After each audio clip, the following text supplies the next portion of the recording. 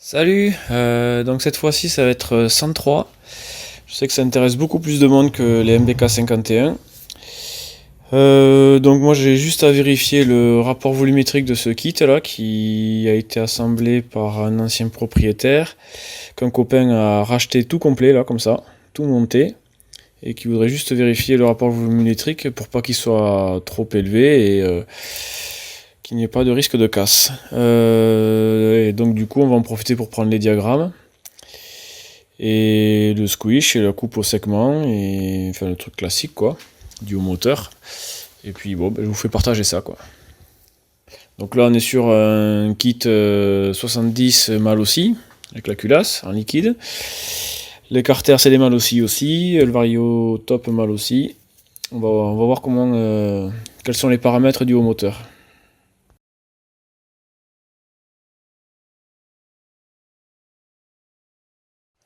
Donc voilà l'intérieur du cylindre. Donc le piston au point mort bas arrive à ras de l'échappement, donc c'est très bien. L'échappement il a une forme arrondie, genre demi-tonneau là en bas, et une forme quasiment plate en haut. Les lumières des latéraux c'est quasiment à ras du piston, le piston est légèrement au-dessus. Non, de ce côté c'est vraiment à ras. Et par contre, ouais, je crois que c'est ces transferts qui sont plus bas en fait. La fenêtre entière est un petit peu plus basse. Parce que quand je ferme cette fenêtre, celle-ci elle est encore ouverte de ce qu'on voyait tout à l'heure. Donc là c'est carrément toute cette fenêtre qui est de un petit millimètre plus bas. Donc pour le diagramme d'échappement, si on le ferme ici, on est au 0. Donc on commence l'ouverture. Donc là on part à l'envers sur le disque, c'est les petits chiffres.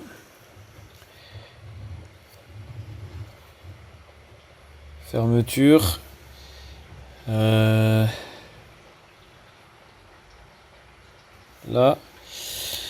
Donc c'est les petits chiffres, donc 170. Donc les latéraux, part de 0.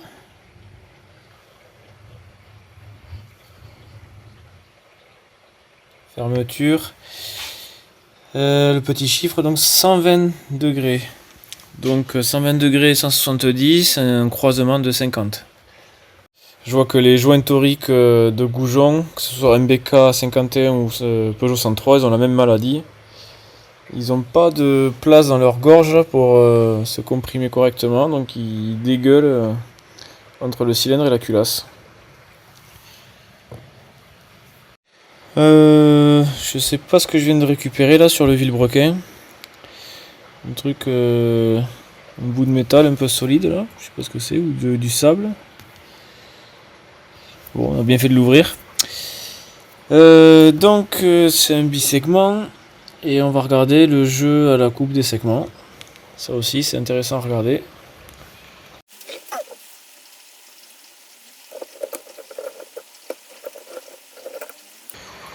Bon, on voit que le jeu à la coupe on est très large.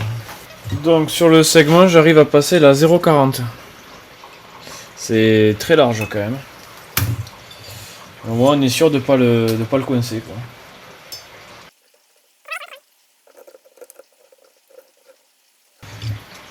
Je me sers du piston pour mettre le segment à plat.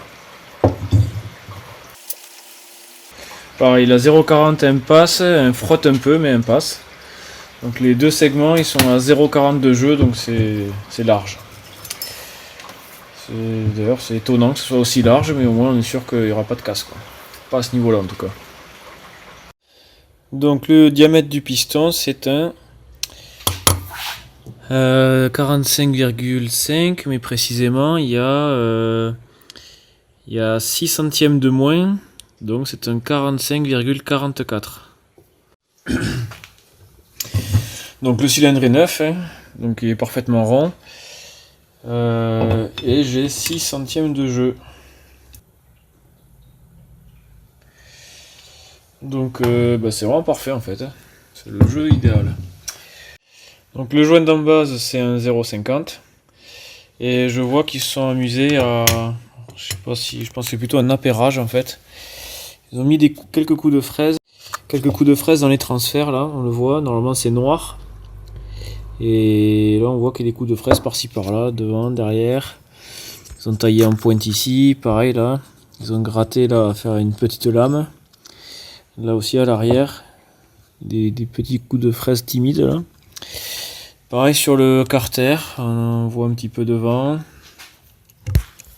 Un peu là aussi. Derrière aussi, ça a été un peu élargi. Sur les côtés aussi d'ailleurs.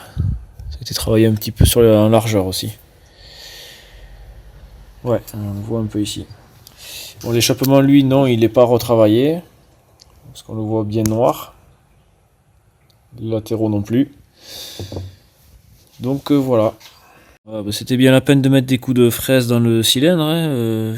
Le joint, il n'a pas été découpé tout à fait comme il faut. Du coup, il y a un petit millimètre de recouvrement. Et c'est, je pense, ce qu'il a gratté. Donc ce qu'il a gratté, finalement, il s'est perturbé par le joint. Ça sert à rien. Donc on va finir de redécouper le joint. On va voir si ça correspond ici. Par contre, la culasse, je remarque qu'il y a de belles porosités là. Il y a deux beaux trous là. C'est pas très joli.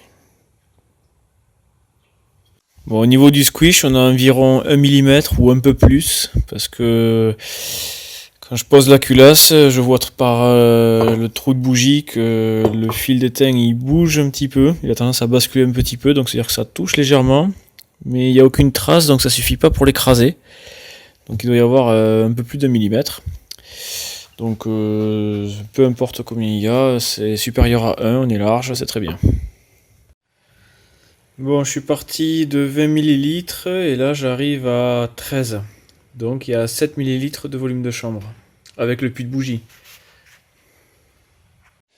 Donc on a vu tout à l'heure que le cylindre, c'était le piston il faisait 45,44, il y avait 6 centièmes de jeu cylindre piston, donc le cylindre il a fait parfaitement 45,5 mm.